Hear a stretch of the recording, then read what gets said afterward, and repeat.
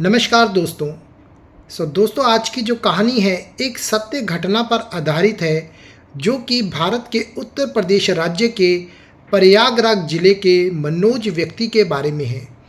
ये मनोज नाम का जो व्यक्ति है, इसकी शादी के बाद इसके साथ क्या-क्या हुआ, पूरा डिटेल में आपको जो है आगे हम बताएँगे।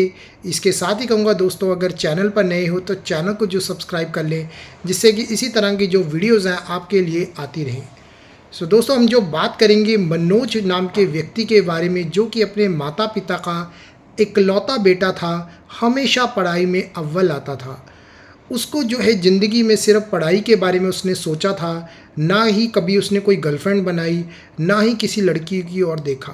उसको तो ये भी नहीं पता था कि एक औरत के स्पर्श करने के बाद क्या एहसास होता है। तो चलिए हम जो अब आगे बात करेंगे, प्लस टू जैसी उसकी ख़त्म होती है और कॉलेज में जैसे ही वो पहुंचता है, वहाँ पर उसको नए-नए जो है सुंदर-सुंदर लड़कियां दिखती हैं। लड़कियों की ओर जो है वो आकर्षित तो होता है, बट कभी भी लड़कियों से वो बात नहीं कर पाता। उसी की तरह जो है जैसी उसकी पढ़ाई भी पूरी होती है, पढ़ाई पूरी होने के बाद जो है उसके वहाँ पर अच्छे जो दोस्त बने होते हैं, जिनके साथ वो घूमता फिरता है, उसके दोस्त भी जो है उससे लड़कियों की बातें करके छेड़ते हैं, बट फिर भी जो है वो मुस्कुरा के कोई जवाब नहीं देता। तो अब जो है मनोज की जैसे ही डिग्री पूरी हो जाती है, उसके माता पिता उसे बोलते हैं कि तू एक अच्छी सी जॉब यहाँ कहीं भी देख ले, या आसपास हो या फिर कहीं दिल्ली वगैरह में आप जाकर भी तुम देख सकते हो। जो जो मनोज है वो दिल्ली में आकर जो है नौकरी करने लग जाता है। नौकरी करते करते जो है उसको 2 साल बीत जाते हैं, और उसके दोस्त जो है उससे फ़ोन करके पूछते हैं कि मनोज कोई गर्लफ्रेंड वगैरह बनाई क्या। तो मनोज कहता है, नहीं दोस्त, मैंने तो ऐसा कुछ नहीं है, मेरा तो सिर्फ जो काम है वो अपनी जो है नौकरी की ओर जो है मैं अपना ध्यान दे रहा हूँ, और किसी भी और मेरा ध्यान नहीं है।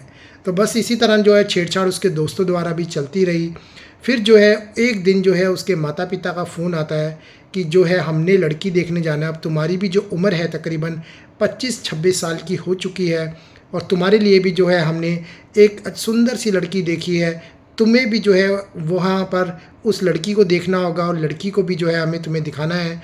अगर रिश्ता पक्का हो जाता है फिर हम आगे शादी की जो है बात कर सकते हैं। तो चलिए, जो मनोज है दिल्ली से प्रयागराज जाता है, और प्रयागराज जाकर अपने माता पिता से मिलता है। 2 दिन ही बाद जो है लड़की के घर पे जाकर उनका मिलने का प्रोग्राम होता है। तो जैसे ही वहाँ लड़की के घर जाते हैं, लड़की को भी मनोज पसंद आ जाता है, और मनोज को भी जो है लड़की पसंद आ जाती है। तो मनोज जो है लड़की के साथ थोड़ी थोड़ी बातें करने लग जाता है। तकरीबन 1-2 महीने बीत जाते हैं। फिर मनोज जो सोचता है कि शादी के दिन मैं क्या करूँगा, कि शादी के दिन जो उसकी सुहागरात होगी वो क्या सुहागरात पे करेगा। तो ऐसे ही सोचते सोचते जो है वो अपने दोस्त से बात करता है, अपने दोस्त को अपने मन की बात बताता है कि जो उसका हथौड़ा है वो तो तकरीबन खड़ा भी नहीं होता, कि वो शादी करके करेगा क्या। उसके दोस्त जो है उसे बताते हैं कि जो तुम वियाग्रा नाम की जो एक मेडिसिन है वो ले लो, जबकि उसके दोस्त जो है उसको किसी भी तरह की डॉक्टरी जो है सलाह नहीं देते। यही सबसे बड़ी जो गलती है मनोज अपनी ज़िंदगी में करने जा रहा था।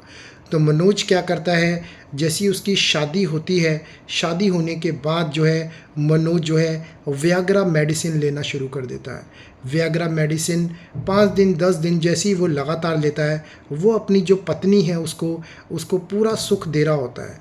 इसी तरह मनोज की जो लालसा है और ज़्यादा बढ़ जाती है कि मैं ज़्यादा से ज़्यादा जो है अपनी शादी के जो जीवन का आनंद है ज़्यादा से ज़्यादा ले सकूं। यही सभी जो है बड़ी गलती मनोज करने जा रहा था। उसने जो है उसकी खुराक की जो मेडिसिन है वो उसको बढ़ा दिया। जैसे ही उसने उस खुराक को बढ़ाया तो उसकी लालसा और बढ़ने लगी। उससे जो है उसकी पत्नी की जो हालत है बहुत ख़राब हो गई। वो भी बेचारी नई ब्याही हुई आई थी, 1-1.5 महीना हुआ था, और उसका चलना भी बहुत मुश्किल हो गया था। उसने मनोज को कहा कि मुझे अब जो है अपने कुछ दिन जो है मायके जाना पड़ेगा, मेरी नहीं तो यहाँ पर हालत जो है बहुत ज़्यादा ख़राब हो जाएगी। मनोज उसको मना करता रहा, फिर भी वो नहीं मानी और अपने मायके चली गई। उसके बाद जो है मनोज जो है उस दवाई को लेता रहा, और अपने हाथ से ही जो है ये चीज़ गलतियाँ करता रहा जो उसे नहीं करनी चाहिए थी। और उस दवाई को बढ़ाने के बाद उसका जो संकलन है वो भी आना बंद हो गया। अब मनोज के साथ जो है सबसे बड़ी जो है बीमारी उसको जो लगने वाली थी वो आगे आपको दोस्तों बता रहे हैं। उसके बाद जो है मनोज का जैसे ही संकलन बंद हो गया और उसके जो है पेट में दर्द होना शुरू हो गया और उसका जो हथौड़ा है और उसमें भी जो है बहुत ज़्यादा पेन होना शुरू हो गया। तो जैसे ही उसके माता पिता को ये चीज़ पता चली वो उसको डॉक्टर के पास ले गए।